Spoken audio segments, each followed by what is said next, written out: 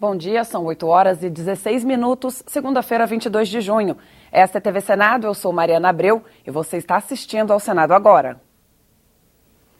O Senado começa esta semana com a pauta do plenário trancada pela medida provisória que atualiza a tabela do imposto de renda. A MP 670 foi editada pela presidente Dilma Rousseff no início do ano. A atualização da tabela do imposto de renda vem sendo discutida desde o final do ano passado, quando os congressistas aprovaram uma correção de 6,5%. O governo tentava fechar acordo em 4,5%. E por isso o texto foi vetado quando chegou ao Palácio do Planalto. Para manter a alteração, a presidente Dilma Rousseff enviou ao Congresso uma medida provisória que faz a atualização de forma escalonada. Agora, o texto precisa ser aprovado até o dia 8 de julho para não perder a validade. O governo queria um reajuste menor para não diminuir muito a arrecadação, mas aceitou um meio termo que estabelece que quem ganha até R$ 1.903 por mês fique isento do imposto de renda. Quem recebe entre R$ 1.903 e R$ 2.826 recolhe 7,5% de imposto. Entre R$ 2.826 e R$ 3.751, o imposto pago é de 15%. De R$ 3.751 a R$ 4.664 é pago 22,5%. E quem ganha mais de R$ 4.664 por mês paga 27,5% de imposto de renda, o teto da tabela.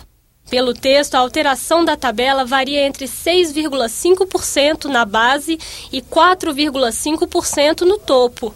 Por exemplo, antes, a isenção valia para quem ganhava até R$ 1.787 por mês.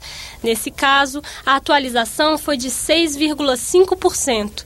Já para quem recolhe o valor máximo do imposto de renda, que é de 27,5%, a atualização foi de 4,5%.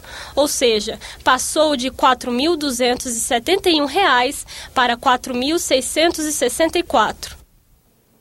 Também está na ordem do dia o projeto do senador José Serra, que desobriga a Petrobras a ser operadora única do pré-sal e a investir 30% nos consórcios de exploração. Os líderes fecharam um acordo para que este projeto seja votado apenas na próxima semana. Vamos conhecer agora a agenda das comissões para esta semana com o repórter da Rádio Senado, Roberto Fragoso. Bom dia, Roberto. Bom dia, Mariana. A Comissão de Educação pode votar nesta terça-feira uma proposta de federalização da educação pública. O projeto cria o Programa Federal de Educação Integral de Qualidade para Todos. O programa determina que a União assuma a responsabilidade pela melhoria da infraestrutura física das escolas e também por implantar ensino em tempo integral nas redes estaduais e municipais de ensino. A proposta prevê ainda a criação da Carreira Nacional do Magistério da Educação de Base, que tem como objetivo equiparar os salários e a carreira dos professores. O autor do projeto, o senador Cristóvão Buarque, considera esse projeto uma afirmação de que toda criança brasileira, ao nascer, terá as mesmas oportunidades de educação que as demais. Também na terça-feira, a Comissão de Meio Ambiente e Defesa do Consumidor analisa a isenção do IPI sobre a fabricação de veículos elétricos. Os carros também poderão ser híbridos, ou seja, funcionar com energia elétrica e etanol. A Comissão de Meio Ambiente também analisa a desoneração sobre as atividades de logística reversa, ou seja, a coleta e a restituição de resíduos para os fabricantes, para que eles possam promover a reciclagem ou o descarte de uma forma que não prejudique o meio ambiente. Na quarta-feira, a Comissão de Assuntos Sociais deve concluir a votação do projeto que reserva 6% das moradias de programas habitacionais públicos para idosos. A metade dessas vagas deverá ser concedida para idosos de baixa renda. E na quinta-feira, a Comissão de Agricultura vai debater o fortalecimento da agricultura familiar com a presença da ministra Cátia Abreu. Também foram convidados representantes do Instituto Nacional de Colonização e Reforma Agrária, do Ministério do Desenvolvimento Agrário e de Trabalhadores da Agricultura. Mariana. Obrigada, Roberto. A Comissão de Agricultura e Reforma Agrária realiza hoje em Porto Alegre, no Rio Grande do Sul, um ciclo de debates sobre o Plano Agrícola e Pecuário 2015-2016. O encontro deve contar com a presença da ministra da Agricultura, Cátia Abreu. A reunião está marcada para as 4 da tarde. Nesse mesmo horário, a Comissão de Ciência e Tecnologia também realiza aqui no Senado audiência pública para discutir o marco legal para o desenvolvimento de um Sistema Nacional de Conhecimento e Inovação no país. O plenário do Senado aprovou a criação de uma comissão especial para discutir a redução da maioridade penal. O tema domina os debates no Congresso e divide os parlamentares. Uma comissão especial da Câmara aprovou a redução da maioridade penal de 18 para 16 anos para quem comete crimes hediondos. A proposta de emenda à Constituição será votada em plenário no dia 30 de junho. Se os deputados aprovarem a matéria em 2 turnos, o texto vem para o Senado e promete gerar polêmica. Ela não vai ser eficaz, não vai atingir os objetivos que se pretende, que é uma maior punição ao menor que comete um crime hediondo, com grave ameaça, com violência. Nós precisamos acabar com isso prontamente para reduzir os índices de criminalidade nessa faixa etária. Por isso eu sou francamente favorável à redução para 16 anos ou para 15 anos. O Senado analisa 5 propostas de emenda à Constituição que alteram a maioridade penal. O plenário decidiu criar uma comissão especial para discutir o tema antes de votar as matérias. Aqui no Senado tramitam vários projetos neste sentido. E eu faço esse requerimento no sentido de que essa comissão especial possa reunir estes projetos e possa ter uma discussão que não seja uma discussão passional, mas uma discussão lúcida e racional sobre este tema. Uma proposta mantém a maioridade em 18 anos, como está na Constituição, mas muda o Estatuto da Criança e do Adolescente. Hoje, o prazo máximo de internação é de 3 anos. O autor do projeto defende uma punição maior no caso de crimes hediondos. Esse jovem que cometeu esse crime, ele pode ficar no recolhimento de até 8 anos.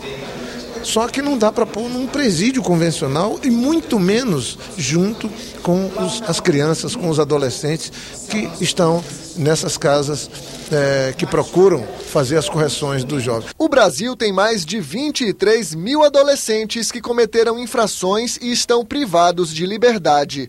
O Instituto de Pesquisa Econômica Aplicada, IPEA, divulgou o perfil desses jovens. Os delitos mais comuns são roubo, tráfico de drogas e homicídios. A maior parte dos sentenciados é de homens, negros, filhos de famílias extremamente pobres e que estão fora da escola.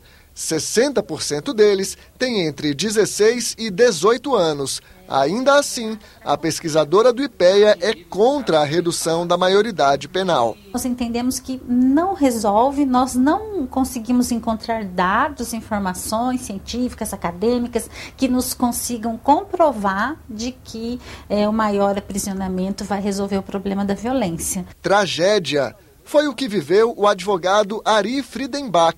Em novembro de 2003, a filha dele, Liana, foi assassinada com um namorado. O autor do crime, um menor de 16 anos. Ari defende a punição de jovens infratores que cometem crimes hediondos. Casos de homicídio, estupro, latrocínio e sequestro. Para esses casos, eu tenho defendido a aplicação da lei penal com todo rigor, independente da idade. Mas, para a surpresa de muita gente, o pai de Liana é contra a redução da maioridade penal para todos. Eu acho um absurdo se manipular a opinião pública para votar, e a grande maioria hoje, todas as pesquisas mostram entre 87% a 92% apoiando a redução da maioridade penal, porque está se vendendo uma ideia que eu entendo mentirosa de que isso vai resolver ou minimizar o problema do crime envolvendo menores. E a polêmica continua. Se o jovem tem um título de eleitor, está capacitado a escolher o seu prefeito, o seu vereador, ele está habilitado a saber o que é certo e o que é errado. Nós não podemos jogar a culpa de todos os crimes do Brasil em crianças e adolescentes. A comissão de especialistas que vai elaborar uma proposta para modernizar o Código Brasileiro de Aeronáutica tem reunião marcada para hoje, 13h. O grupo é presidido pelo professor de Direito Aeronáutico e Aviador, Georges de Moura Ferreira, e tem 6 meses para concluir os trabalhos. Avança a criação do Banco do BRICS, o grupo formado por Brasil, Rússia, China, Índia e África do Sul. O Congresso brasileiro acaba de aprovar a iniciativa. Em pouco mais de uma década, o BRICS deixou de ser uma sigla e virou uma coalizão. Também foi além do que se esperava em termos de desempenho econômico. A previsão inicial era de que o produto interno bruto do grupo chegaria a 14% do PIB mundial em 2010. O número final foi 18%. De certo modo, a velocidade dos BRICS, como uma organização, como uma instituição, surpreende alguns. O BRICS agora trabalha para tirar do papel um banco de desenvolvimento próprio que vai financiar projetos de infraestrutura em países emergentes. No início de junho, a instituição recebeu o aval do Congresso brasileiro. O banco contará inicialmente com 50 bilhões de dólares, podendo dobrar de volume conforme a demanda. A sede ficará em Xangai, na China, e haverá um centro regional do banco na África do Sul. A presidência, que será rotativa e com mandato de 5 anos, vai primeiro para a Índia. Já o Brasil deve indicar o presidente do Conselho de Administração, que decide sobre planos de investimento e expansão. A Rússia, por sua vez, selecionará o presidente do Conselho de Governadores, que tem como função verificar o cumprimento das diretrizes. Os países que compõem a Organização das Nações Unidas poderão se associar à instituição.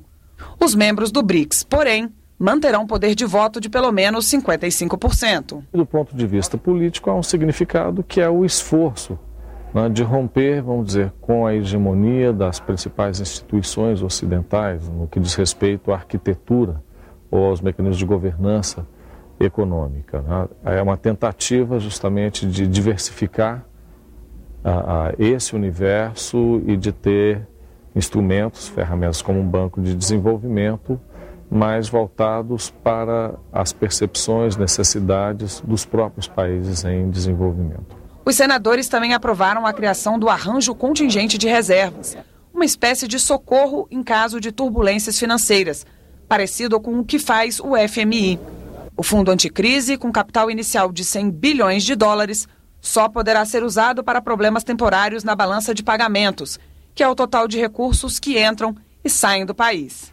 É uma proteção, né, especialmente para os BRICS, né, e, portanto, uma proposta sem mexer no orçamento e sem impacto fiscal, absolutamente procedente para, de certa maneira, em situações aí de emergência, os países que pertencem aos BRICS se protegerem de eventuais crises internacionais. Para especialistas no assunto, só o tempo vai dizer se as iniciativas terão o peso desejado. Tudo vai depender do desenvolvimento dessa iniciativa. Como que na prática vai ocorrer o crescimento desse banco, especificamente que iniciativas de investimento vão ser contempladas, e aí a gente vai poder observar se esse banco de fato vai ser uma iniciativa multilateral com bastante proveito para todos os seus membros e toda a sua clientela, que é o conjunto dos países emergentes, ou se ele terá um viés maior nas iniciativas chinesas e será então uma iniciativa que dará uma maior legitimidade para as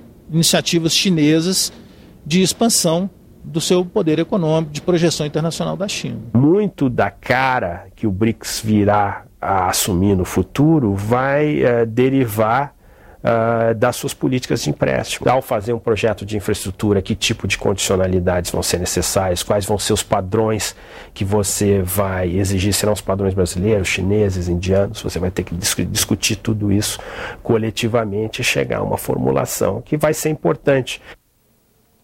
O programa Inclusão da TV Senado ganhou o prêmio Orgulho Autista na categoria Televisão. No episódio premiado, a jornalista Solange Calmon enfocou o seminário sobre educação de autistas realizado no Interleges. O prêmio é concedido pelo movimento Orgulho Autista Brasil desde 2005 para pessoas e entidades que contribuíram para melhorar a qualidade de vida das pessoas autistas e de suas famílias. A solenidade de premiação será no dia 3 de dezembro. Ficamos por aqui. No decorrer do dia, você acompanha outras informações nos boletins do Senado Agora. Enquanto isso, continue assistindo a nossa programação.